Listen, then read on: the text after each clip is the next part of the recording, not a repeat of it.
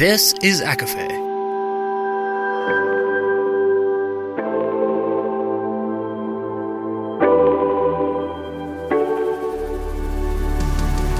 Laura Marie and Jessica Marie proudly present a collection of fandoms and exploration, a podcast.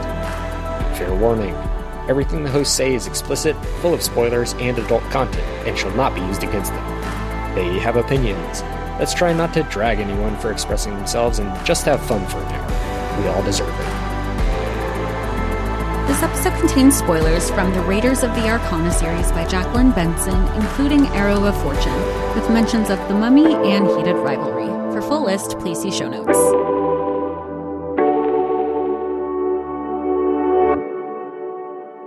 Hi, everybody, and welcome to ACOFAE, your weekly deep dive into the fantasy, literature, and fandoms that we love. I'm Laura Marie. And I'm Jessica Marie.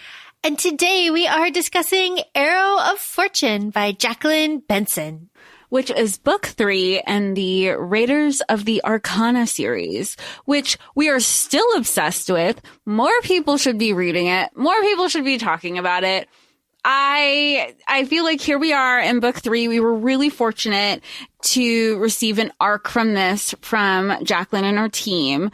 So could not gush about it enough. And here we are gushing about it again. And also we have the same narrator back, Alex Picard, who continues to be flawless. Crushes in delivery of these characters. I mean, there's nothing bad we can say. I mean, there's one thing that we talked about before at the beginning, before we started recording, but that's just us being selfish. That's honestly just being selfish, and we'll get to that later. But like, how do we start? Because we have all of our, this is like, you read this, I want to say 3 times, right? And so this is becoming another, we're back with old friends. Yeah, this is becoming We're Back with Old Friends. If you listen to our previous episode of Tomb of the Sun King, then you know that I said that I was going to be like a pig in shit in this episode, and I was correct. I was correct. You were right about you. I was right about me. I know myself. You know what? Self-aware queen. I loved this book. This was so wonderful. And like, yes, we got an arc. Yes, I'm a member of the Patreon. Whatever. I don't care. This is a wonderful book. It is so much fun. I have a gripe at the end, and I will discuss it. But I think, yes, Jessica Marie, absolutely right. We are back with old friends, and we pick up kind of just like boom, boom, boom, right where we left off. Like, we're going. We're in motion when we begin. Like, amazing. However, I need to say that if we're talking about the pattern, if we're talking about ACOFAE's pattern, loosely, if we include the prologue, then loosely by chapter 5.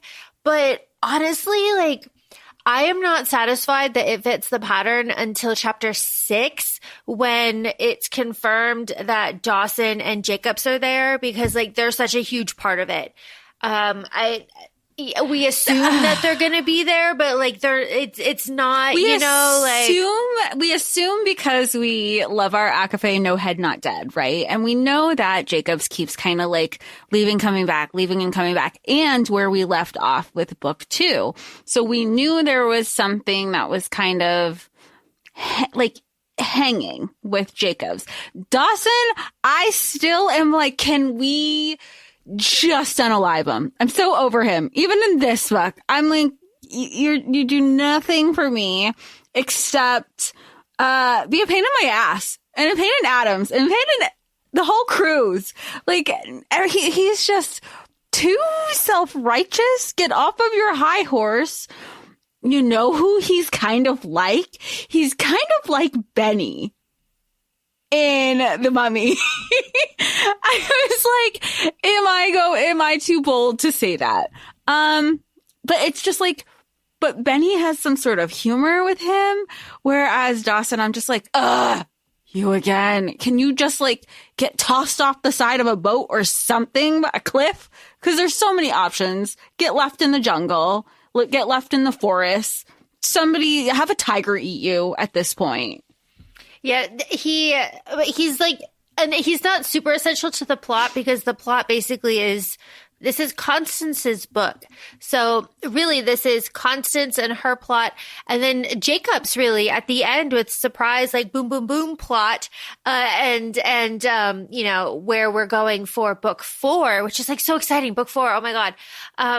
Even though like I know nothing about it, but like we know where we're going and like that's super exciting. And I'm just like so for I it. know. I was just so excited knowing that because as I was reading it, I was like, we have to get another one. Yeah, where are we going? But where are we going to go? Where are we This going? is in the beginning. And I think we had speculated in our second episode where we knew, like, things were getting laid out. We were like, okay, we know we're going here, but we know we're not going there yet. I think that's where we were in book 2 because we knew that Arrow of Fortune was coming out. But no, I won't say it now because I was going to jump ahead to the frustration. But we're back with both old friends. We have our core 4. We have Adam, we have Ellie, we have Neil, we have Constance. Adam brought their dog, Calb. And we have Constance's grandma. And of course we have like Jacobs and Dawson.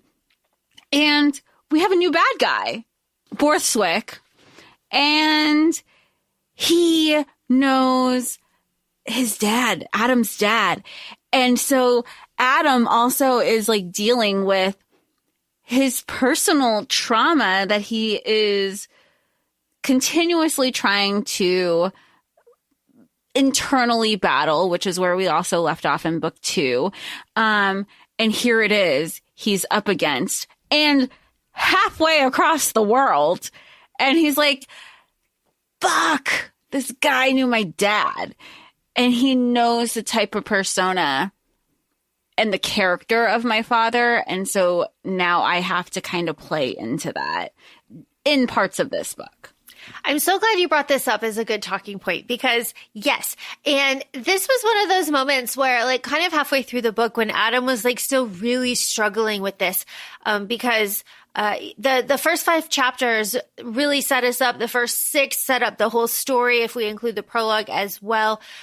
And with Adam and Borthwick and the knowledge of Adam's dad being a huge player in all of this and Adam deciding to like slip into his old skin, I, as the reader of a lot of romantasy books, was like, oh, all right. Morley Gray, like, let's do this. Like, let's use this man. Like, let's like plot. Let's be a little evil about this. And that is not Adam. That is not Adam at all. And I had to, because I was getting really frustrated. I was like, just do it. Like, come on. Like, I get it. You have daddy issues, but like, you know, bigger picture. But like, he's just a normal guy. Like, it's not like, It's not like big romantasy, though. Yeah. There is fantasy elements in this series, but there isn't dark fantasy. And I was in my Morley Gray, you know, like tunnel of male MCs, and that is not him.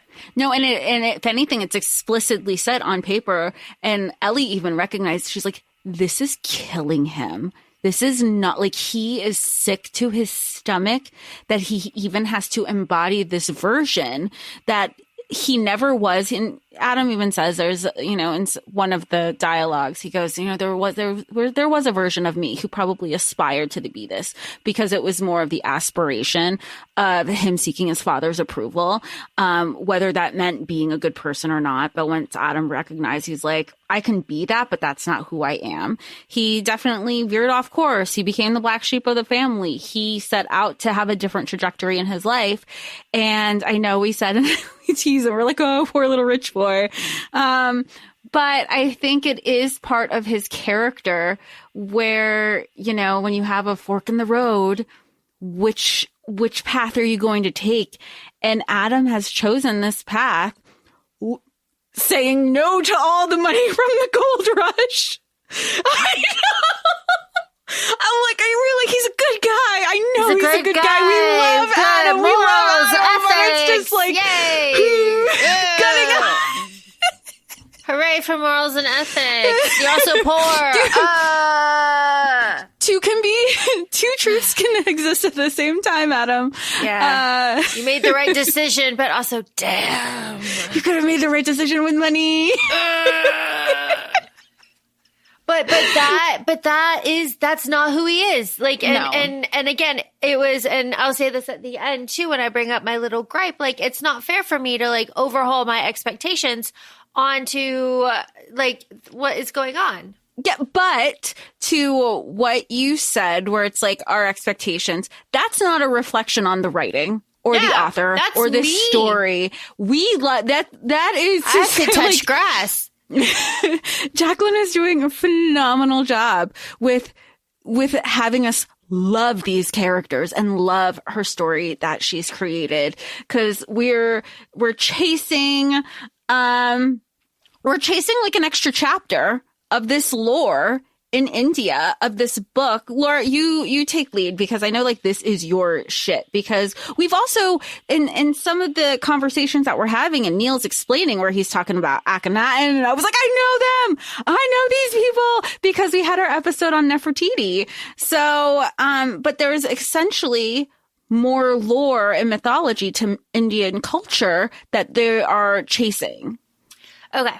So, longtime listeners will know that I got a minor in religious studies, more or less, but I focused a lot on Hindu religion and culture. And my professor at the time was amazing. I'm not going to tell you her name. That would be weird. But we were really engrossed in what was going on, and we went to temple. We were outside of Orlando, so we went to temple. It was amazing. It was amazing. It was amazing. So I went back to my notes when it was clear what direction this was going, and I was like, "Oh, okay. I need to look back at the Ramayana a little bit."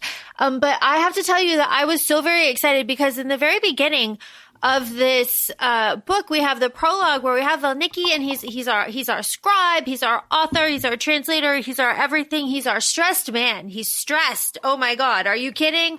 What did I do to deserve this? We have Sita abandoned, pregnant with Rama's bow.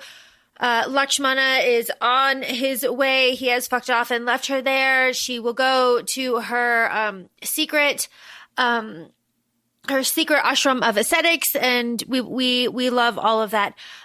This was fantastic, because at the end of this prologue, and Jess, I'm not sure if you had time to look into this, but at the end of this prologue, Valmiki drops to his knees because he says, "Oh my gosh, Shakti." And then later he says, or before this, he says, like, she was either a queen or a goddess. She has worn skulls around her neck. And then, he says, Shakti, Shakti, Shakti.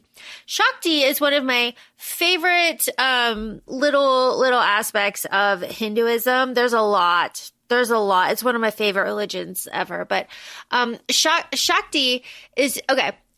Did you look into this? No, I didn't. No, okay. I don't want to go over this if you already know. But, so Shakti, I'm just going to go like very easy, very Google, is representing divine feminine energy, power, creative force, and the dynamic aspects of the universe.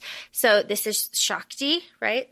So a lot of, so the way that I visualize Hinduism is kind of like a big, like bubble flow chart, and with lots of big arrows and lots of things that kind of flow. So this is like Shakti would be a big one. And then she has different aspects like Durga and Parvati and Kali. And like these are different aspects of this divine feminine energy, like channeled into these like aspects.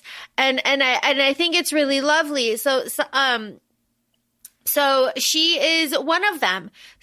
So Sita is one of them. She's one of these divine aspects. So looking at her, Valmiki was able to see the divine feminine, and like more men should be brought to their knees by the divine feminine, honestly. But that was just like such a beautiful way to kind of step into this book, and then to use Sita as this, kind of character for, Constance to kind of struggle with and to struggle with her relationship with. Like, oh, well, she just stands there. She plays like a victim. She doesn't have a purpose. And Constance kind of, as she goes through her own adventure, kind of sees the hidden strength with Sita and with the women too. And though Shakti isn't brought up again, it is just really this kind of wonderful background feeling throughout all of this is that this was all about women. And like women controlling and women, she's like, you will write down this story. You are going to do this. I'm going to tell it and you are going to do this. She was in control of all of this. And that is just kind of something to remember. Fantastic stuff. So that's the Hinduism part of it. There's more, obviously, there's so much more.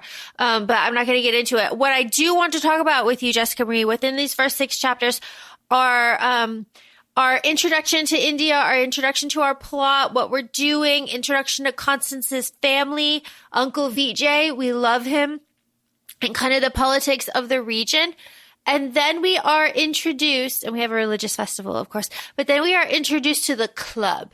And the entire club scene it's, obviously this is an adventure book, of course, but this club scene really kind of highlights what is happening for Constance and for India, truly, because most of this book is just about how everything that the British is doing is bad and evil, and how everything should go back to, like the home country, like the people that live there should rule their own country and the British should leave. And that is also what makes this book very much not a white savior trope, because at the end of this, it's like, we're going to take this and we'll keep it until the people are ready. Like, wonderful. But Jess, tell me your feelings about this club scene. Well, obviously, and I will say Jacqueline does, again, a great job because she keeps that theme in book 1. She, when we're in British Honduras, and then she keeps that theme in book 2 when we're in Egypt.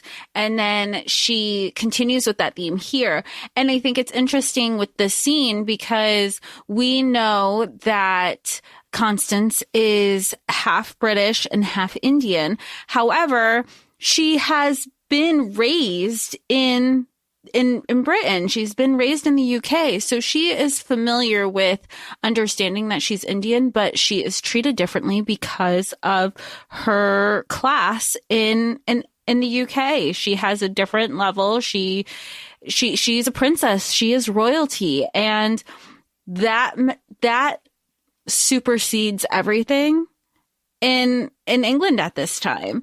So she is experiencing racism for the first time despite her class, which is a rude awakening. Adam is very aware of it because of how dominant it is in America. So like he was already uneasy about this whole scene, about he's like, I know bigger picture, but this is making me physically ill. And it takes Ellie a minute to catch up. It takes Neil more than that. Feels like a day and a half. Again, this is, part of Neil, and he is learning and he's growing and acknowledging that he has privilege. And then rightfully so, everybody getting so viscerally upset that this club, they're dancing around their racism with the language that they're using. But that doesn't change. That doesn't change what's actually being said with their words and or lack of them. It's hard to read these without being so viscerally upset for these characters, because it's also 2025 when we're recording this episode, and it's still happening now, and I feel like some of the discourse I've seen is, if companies want to do that, if businesses want to say that they're racist, and openly be about it, don't shy away from it. Say it in, big black and white letters so we know who not to support. And it's just so interesting. And now it's like it goes under their radar. And that's what I feel like this club kind of did. Like, we'll welcome you because you have money. That doesn't mean we have to like you or you have to be seen. Yeah. Oh, you don't have to be seen. Well, they kept saying like, you know, the Go to the back room, go to the north parlor. The north dining room only. North dining room, no overnight guests. Poor Constance has no idea. She's like not really paying attention. She's like half listening. And then it clicks and she's mortified. She's absolutely mortified. This would never happen to her because and when she goes into the other dining room and she's her charming, wonderful self when she's trying to get information out of all of these people, the internal thought between Adam and Ellie, I'm not sure which one, says like, you know, the people at the door were primed to see her as Indian, but the people here only see her diamonds, her accent, her finishing school. Like they don't see the Indian part of her. So they're accepting her completely. And throughout the rest of this book, Constance really, really, really struggles with all of this and struggles with her identity. And she struggles alongside Neil because Neil is also kind of like struggling with his, ability that he can kind of like see into the past and like, what does that mean for him? And is he really an academic? Not the same, but still like parallel struggles of identity that they are both going on, which I found to be really interesting and handled in such a nice way too, because at the end, like Constance is in like a sari that's been kind of like modified with English dress. So it's like kind of, she's like a hybrid and she's like really kind of embracing, but still like it's wonderful. It is just like such a wonderful, wonderful journey. The club, obviously, Adam had to deal with a lot of racism. Again, this is 1898. So, you know, the United States, now as then was not awesome, to certain people, but Adam clocks this right away. And again, it was like, oh, okay, well, you can kind of like use this, but no, Adam is tormented by expectation and guilt and this evil man of his father, George Bates, which we are, I assume, but you know what, when they say when you assume, but I assume we're going to meet in the next book. I assume that's going to be some sort of confrontation. If not him, then we'll meet the brother, right? Yeah, that is the direction it's going because, I mean, even at the end of this book, there is we don't know his involvement. I guess we'll find out when we get there. Yeah, I guess we'll find out when we get there. So, and I say there, we are, you know, spoiler, we're going to Korea. Yeah, we're going to Korea. We are looking for,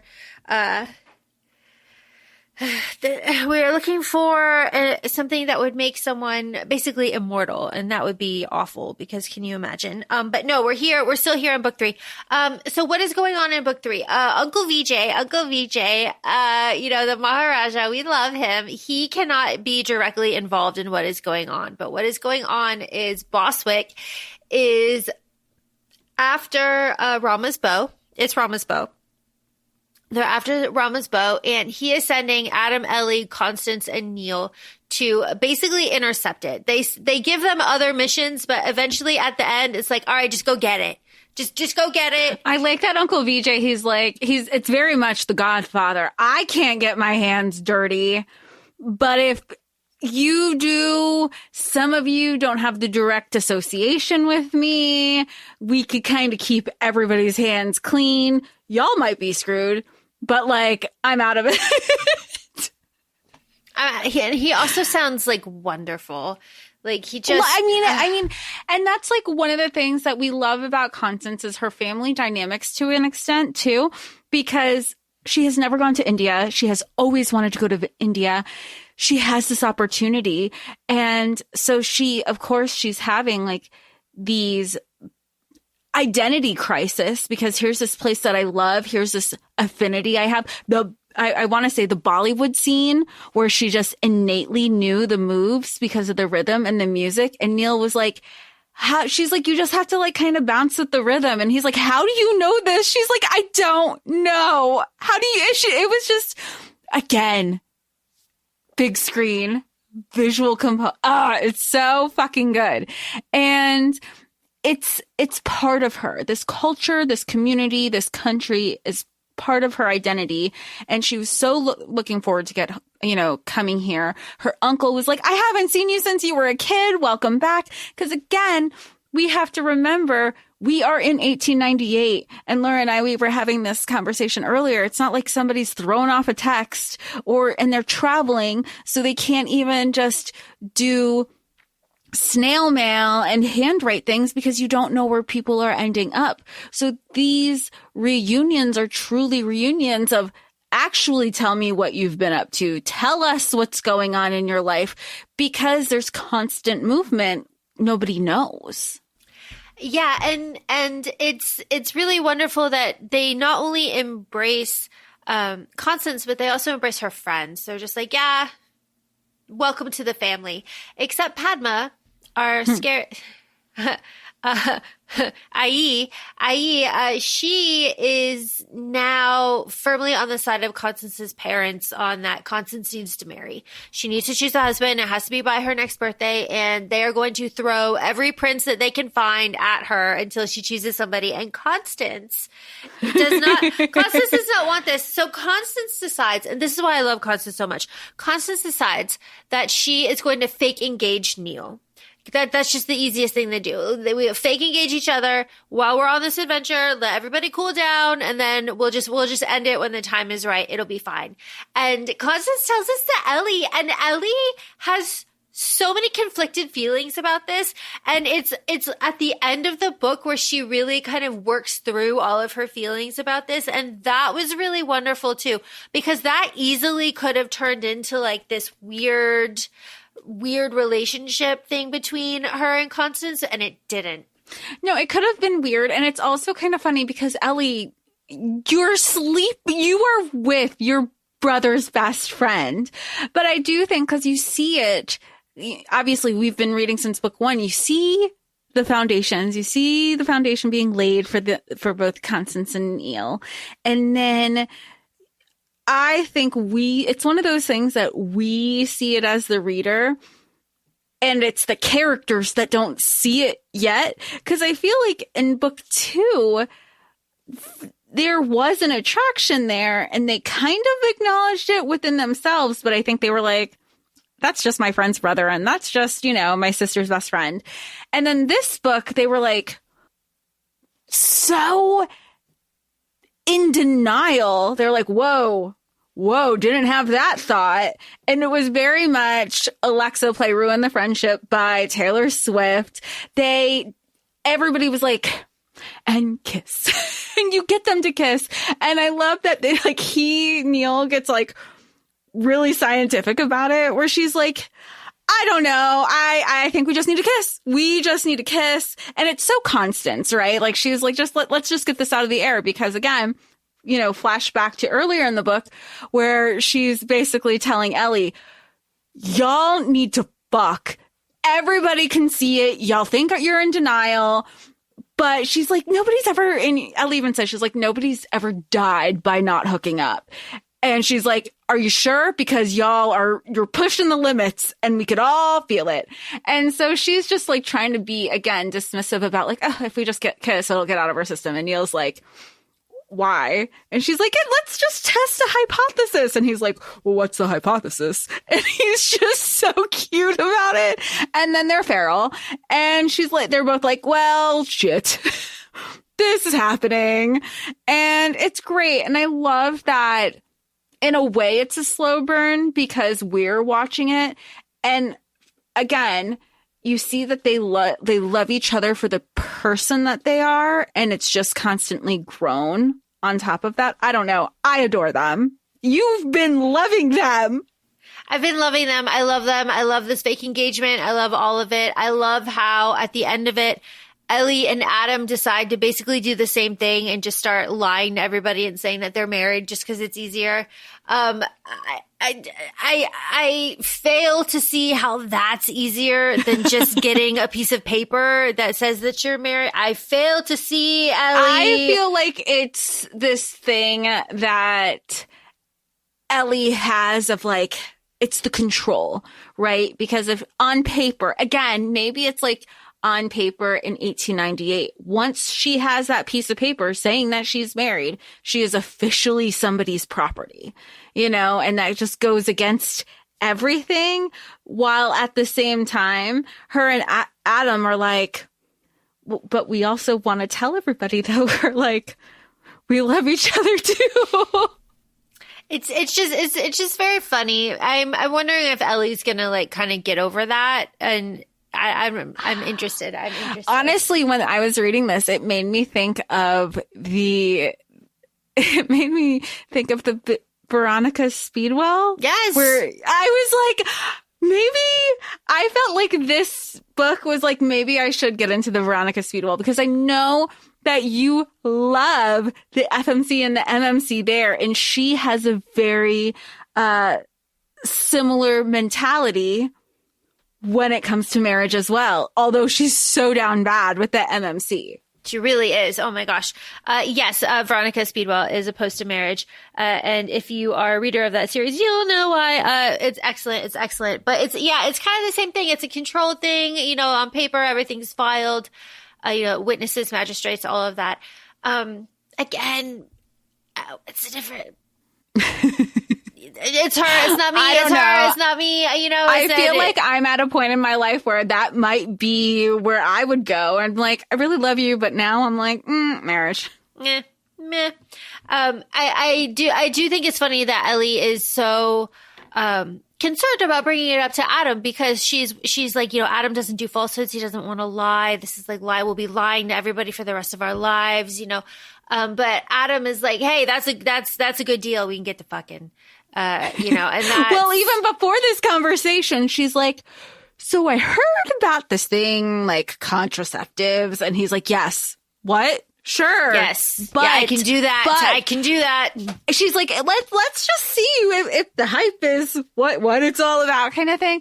But I love Adam. And I know you're going to know why, because he has the conversation that nobody, and again, it's 1898. He has the conversation. She's like, are there contraceptives? Like, are there preventative measures? He goes, yeah, but you have to know that they don't work 100% of the time. And she's like, wait, what? He goes, so we need to, if we want to take these next steps, are you prepared for the consequences of our actions?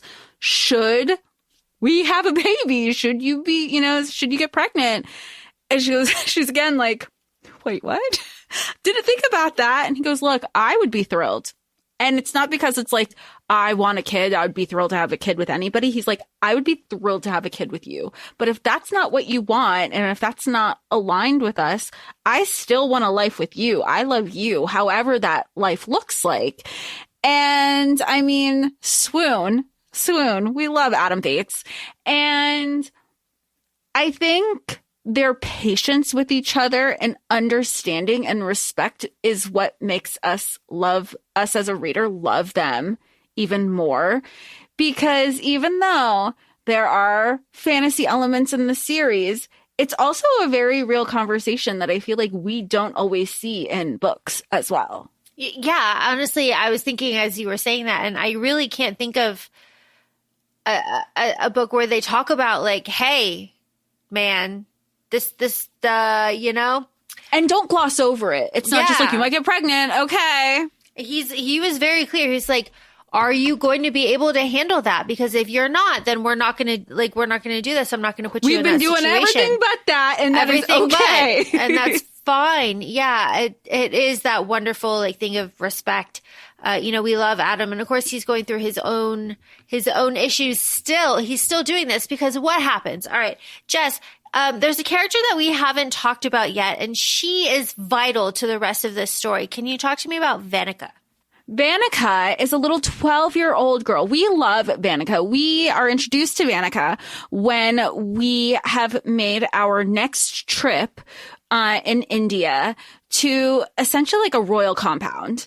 And so Vanica is a 12-year-old little girl who gives the boys a run for their money. She is one of the only girls in this compound who is allotted an education because she kept going to school and going to, teachers and learning despite being told no. And of course, she runs circles around these boys.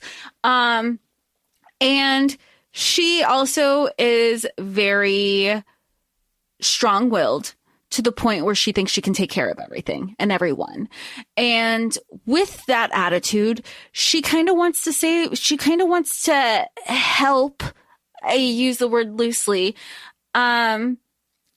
help Constance and the crew, where she makes a fake arrangement because she doesn't know what Borthwick is saying, because she understands the word help and money, gets essentially kidnapped, so she can guide them through the forest, that, you know, the people of this community, I mean, India, like we talk about not taking away from the community and the culture and the country that the British is so known to, like, just, what's the word I'm looking for?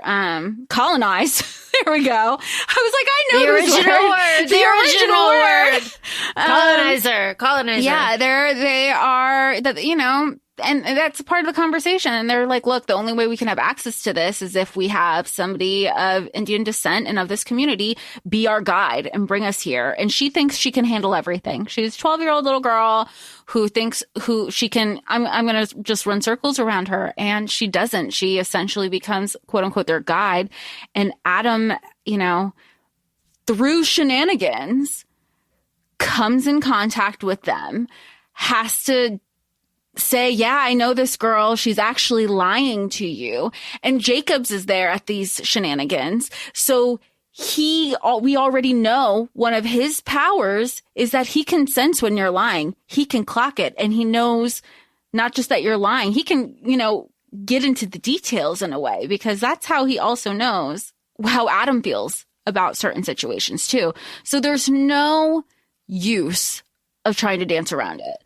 And so Adam has to kind of lay all the cards out on the table as much as possible, knowing that Jacobs is kind of in his corner right now to try to, you know, the enemy of my enemy is my friend at the moment. And Vanica is betrayed, and she doesn't even realize that he's protecting her. And that's just like really a small portion of her role, because she's also related to Constance. Yeah, and there's this really, I mean, it's a fantastic scene, but it's so tense, as all the scenes with Borthwick are. But he is calling in Vanica, and he's having Adam confirm the route, and Adam's calling her a liar. And then Borthwick takes out his whip, and he is threatening to whip Vanica right in front of Adam. And Adam is like, he's trying to see what he can do. He's like, he can't really interfere because he can't physically take down everybody in the room. And then, you know, they're going to hurt Ellie if he gives up this ruse, but he can't let Vanica be whipped. So he kind of, reads the situation, and he kind of diffuses it as best that he can, but he does take a step forward when it looks like, Borthwick will whip Vanica, and the other officer in the room clocks that and calls him Rio or something. Yeah. And calls him out on it later and is like, hey, man, I saw what you were going to do. And Adam was like, were you going to stop me? And he's like, yeah, dude, I got orders. I got my orders. Yeah. Like, what do you want me to do about it? This is not the time nor the place, my guy. Like, no. So that all of that, and then just as you said, like that betrayal that Vanica feels, she carries with her, almost until the end of the book, where Adam like is so riddled with guilt over this that he has to make it right with her and kind of explain that, you know, things are going to go south really fast, and he needs her on their side, and that he was in her corner the whole time. But she sits with not knowing that for a long time. Because, and he knows that too. Yeah. He's like, and I can't do anything. I can't show my cards. I'm truly stuck between a rock and a hard place. Adam, time and time again, I think in one of my notes, I was like, he's losing control. He is losing control of all of these situations because he can't protect Ellie. He has to be, you know, he has to cosplay as this as the San Francisco version of himself. You have Neil and Constance maid. They, you know, and Jacobs is thrilled, and he's like, I can't. Dawson's the dumbest fucking professor I've ever met. Can't keep his mouth shut for nothing. And he's like, I'm losing control. I'm spiraling. And he's grasping at straws to try to be like, I am still a man. Who am I? Because would I have stepped in if he was going to whip her? I kind of did. And he tried to diffuse the situation, and he concocted a lie around, oh, we really can't have her hurt because how is that productive to us, kind of thing. And Ellie is very much his emotional support and rock during this. She's like, I know who you are. She's like, and Jacobs, because you can't tell a lie.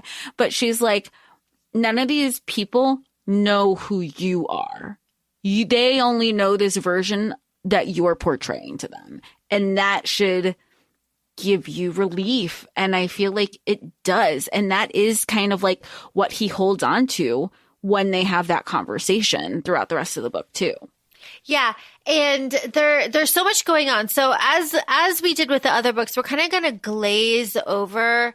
I feel like we have been glazing over. We have, but like not really, because we were talking about like the big theme stuff, but we're going to glaze over the adventure part of this, like the trekking through the jungle part of this, the clues part of this, because Neil and Constance are separated from Adam and Ellie, and Adam and Ellie are with Boswick, and they are on their own expedition, and Constance and Adam are with the rest of the army, and they're on their own little expedition. And Neil is finding all of the signs. They're reading the maps. They're meeting with local leaders. They're at the village. Like they converge.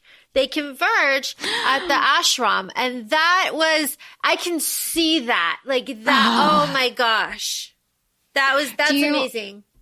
You know which part I really liked is when, maybe this is the part where they go to the Monkey Kingdom. Mm-hmm. I immediately thought of Jungle Book and King Louie. I was like, I could see it. It's so... I know we say this a lot, but like the visual component, I need it all.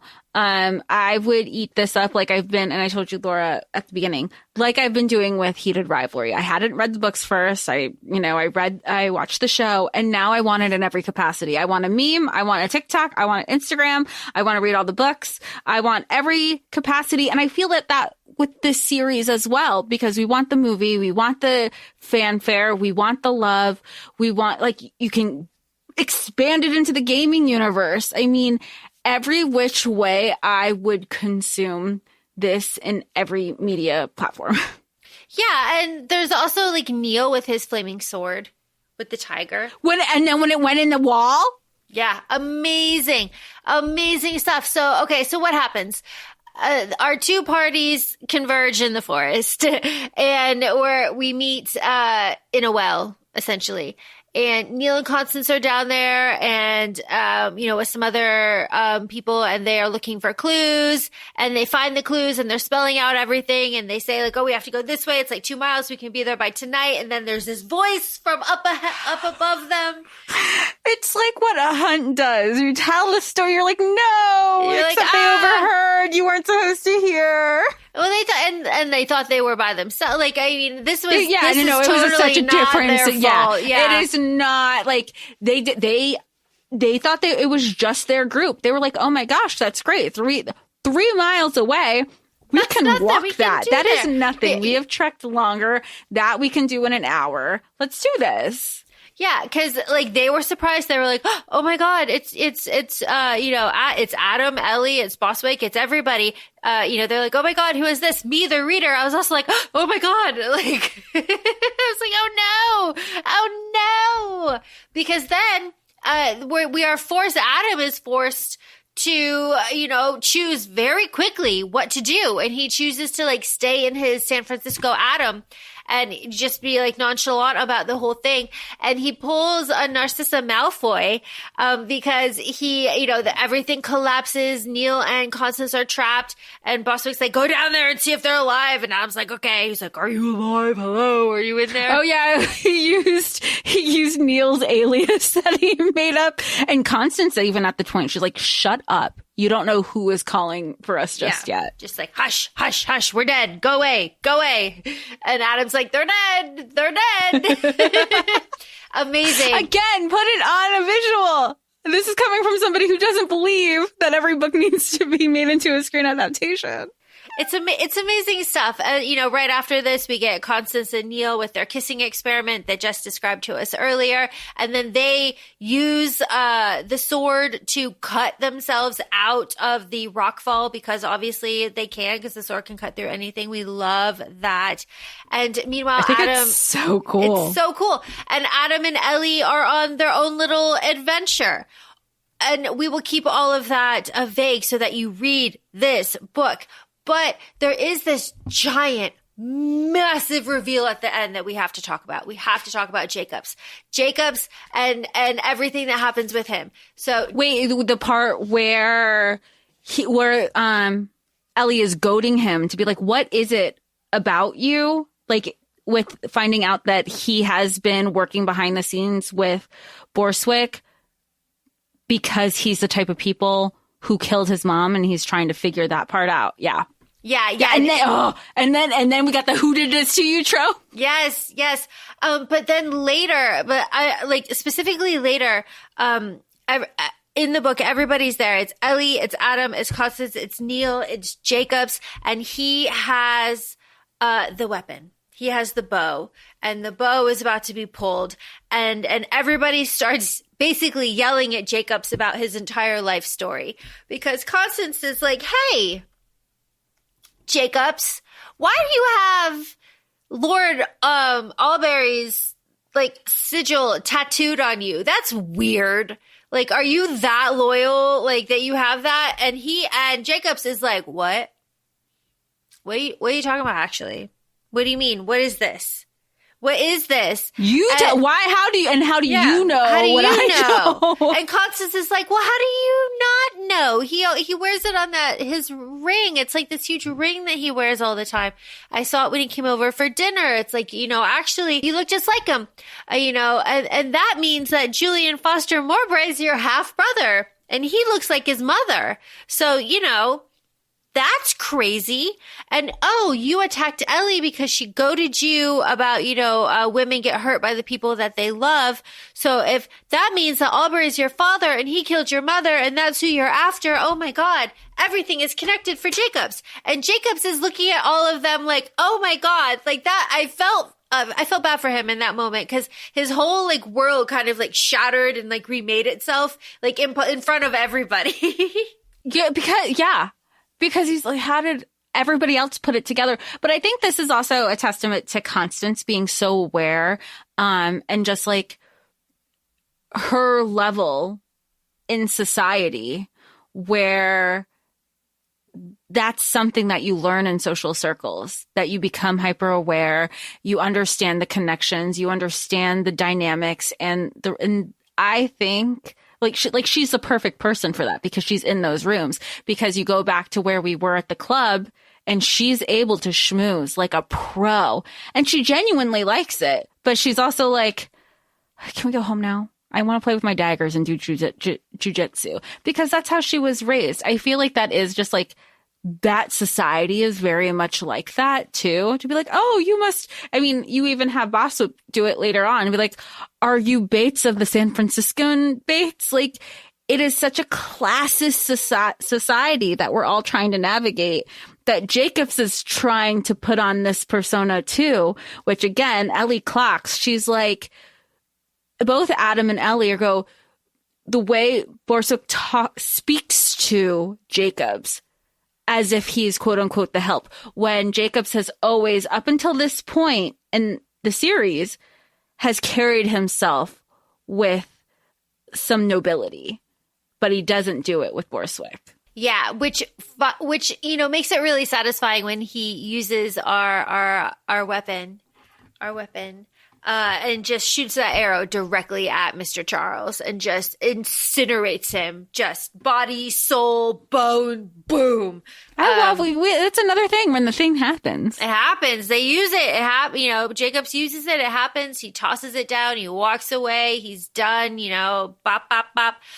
But before Jacobs ends up killing him, Mr. Charles tells everybody the plot of the next book, essentially, which is, oh, your daddy sent you to spy on me. Like, you Yanks have to stay in your own territory. Like, we stay in our territory. It's a gentleman's agreement. Like, you can't spy on us. He's in Seoul. Like, the fact that this is how he finds out everything, because he's been no contact with his father. Yeah, he's been no contact. He's been no contact with his brother. We find out in this book that is really, really bothering him.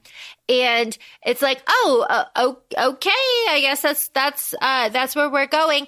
And even Padma says, like, so when are you leaving for Seoul? And Ellie is like, whoa, we didn't talk about that. But like, obviously, Ellie, we have to go deal with Papa Bates, because there is a moment where Borsbeck threatens to send Ellie to George Bates as like collateral to keep Adam in line, and Adam is frantic that not happen. And Ellie is like, dude, why? Like, what would he do to me? And Adam is like, he would destroy you. He would tear apart your confidence. He would just flay you apart emotionally, and it would utterly take away from every part of who you are. He destroys people like this. It's his favorite hobby. And Ellie is like, okay, but like, we're still gonna go. Like, we're together. Yeah, we're gonna go together. Like, so. And I get that fear that where Adam is coming from, because you don't want the thing that you love to be tainted by like evil. And I get that. Like, you just want to protect, like, you want to shelter it from, no point. You want things that you love and the people you love unscathed and untouched by that. Like, I get that. That's super relatable. Yep. So that's the end of that conflict. We are saved by Uncle Vijay and his elephants, and we go back for Constance's nephew's birthday party, and that's wonderful. We have an epic love confession. An epic love confession between Neil and Constance, where it starts off with like, he's like, you don't understand. I can't do this. It's because I'm not a good liar. And Constance is like, oh my God. And it's just like the misunderstanding trope. And she runs after him. She's like, oh no, you don't. And like whips him around. I just love all of this. Which is like so funny, because normally, when there's misunderstanding tropes in books, because I know it's one of your least favorite tropes. But usually with the misunderstanding tropes in some stories, it becomes like this whole like third act breakup at the same time. That's not what this is. It's just like, no, they always get there to talk about their things. And I think it was just like, also, again, both of them were working through oh shit, I actually have feelings. I have to admit to myself as well. Yeah. That it's not just like this ruse. Because again, there was a lot of vulnerability with kind of like feeling out the waters, even when Constance was like, hey, so what are your thoughts on fake marriage, fake engagement? And then he was like, what? And she's like, actually, that reaction was enough for me. I'm not going to put you through that, because even when we fake break up, that might not look too well on you. She doesn't give a fuck how it impacts on her. She doesn't want to get married. But she was more concerned for him. And then again, they're like, I'm very trepid in exploring how you're going to feel with these outlandish, I put in air quotes, requests. Because even she's like, what about kissing? What about these? Like, it's always just like, let me feel it out, because I don't know how you're going to react. And we have a fantastic love confession where he is like, I've been in love with you, all of this stuff. Connie says like, I've been in love with you since we were children, not like that weird thing, but I wanted your attention. Like, it's like wonderful. You didn't realize it. Yeah. It's really wonderful. They are passionate together, and then Adam and Ellie stumble on them. And then we get Ellie talking through her emotions with Adam. And this is where she says like, oh my God, they'll have children, and she's like picturing the children with Constance and Neil, and how they would be, and how mischievous it would be, and how much she would love them. And she starts crying, and Adam is like, what is going on? Like, just tell me. And she's like, I don't know. I just want that for them so badly. I want that life for them. I want their happiness. I want them to have children. I want to be an aunt. I want to have all of that. And she's like, I guess it's possible for children like to be in my life, but not to be mine, but I can still love them, and her coming to terms with all of this. And she's like, I just don't want any of them to mess it up. I'm so invested in their happiness. And that was really wonderful growth for Ellie as well. Yeah, because again, at the beginning of, not even beginning, but earlier in the book, she's like, kids are awful. Kids suck. They do this, that, the other thing. And Adam's like, have you been around kids? Cause this is wild. Cause yes to some of the things you're saying, but I appreciate the conversation. Again, Adam is 1 in a million. We love him. But it's growth for Ellie, like you said, because sometimes you just have to work through it. And it's also okay. You can like children and still not want them as well. Two things can still be true. Yeah. And you can also be a wonderful aunt. Like that is also something that I could see Ellie absolutely thriving in. Okay. So Neil and Constance are engaged for real. Adam and Ellie decide to be fake married for real. And Padma comes over and is like, all right, go to Seoul. And Ellie is like, and Adam and Ellie talk about it. And Adam is like, I couldn't in good conscience leave this and run away. Like we have to see this through. And here's my gripe. Here's where I am just like, I selfishly, me, Laura Marie, selfish little brat that I am so upset that the four of them are splitting up. Because the way that it ends, it says like Constance and Neil are going to go back to Egypt and he's going to have a new dig with Saeed and like they're going to start their life together. But Adam and Ellie are going to Seoul. And I'm just like, no, stay together. I know. And this is where I was talking about in the beginning of the episode, where it's like, they can't just text or FaceTime, and they can't just send correspondence because they're both traveling. They're both on their own missions. And so, what does that mean? Like, does that mean 2 different books are we getting? Because obviously we know we're going to Seoul, but or is it going to be like a this is what's happening in Seoul? Meanwhile, because I can't imagine not having them in the story now, because we go back to book 1 and I remember I told you, we got a mention of Constance in the first 5 chapters and then never again. I want more of her. And now I got more of her and I'm like, you're going to take her away? Jacqueline, please help us. Yeah, that's the way I feel too. Like, don't take her from me. She's such like a breath of fresh air, because like Adam and Ellie are, they're serious. Like they have their own fun and they have their nicknames and stuff, but they are serious. And this next book with them is going to be quite serious. And Constance and Neil are a little bit of comic relief for them. And I am just so bummed that they aren't going to be together on this adventure in Seoul. But I am excited to see what happens with all of that. And I am sure that by the time that this series or however this wraps up, that all 4 of them will be together again. We're going to have an epic epilogue. There's going to be nieces and nephews, and Calb is going to have, father-son puppies that the nieces and nephews are going to have, and everyone's going to be running around. And it's going to just be lovely. Yeah. So like, I'm not overly concerned, but however, this book ends a little bittersweet to me, because it's just like, keep the gang all together. But I just love this book. I love every little part of it. I just think it's so wonderful. I love this exploration of culture and identity for Constance. I love it too with Adam and his own struggle. And, everybody has their own issues. Everybody's going through it. Everybody ends up talking about it and talks it out. And Constance ends up embracing her culture and acknowledging that it's going to be a lifelong journey for her to embrace all of these aspects of her culture. And just like wrapping on this, I do love that VJ is like, we will have to see Constance, a little bit more. You can't just keep her in England. She can come back every now and then. And Neil is like, well, why wouldn't she come back? This is her home.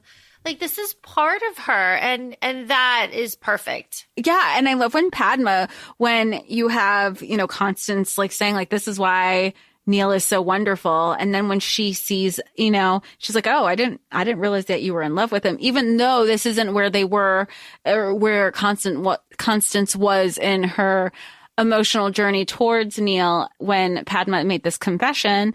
And then you have Neil again. It was a different time. They had only had maybe announced their fake engagement. It was like, again, everybody in the room being like, oh, of course they're together. Of course they're engaged. This makes so much sense, except for the two people who were fake engaged. But Neil is I love Neil. I love his growth. I love the growth that he continues to do. And you see that again in this book.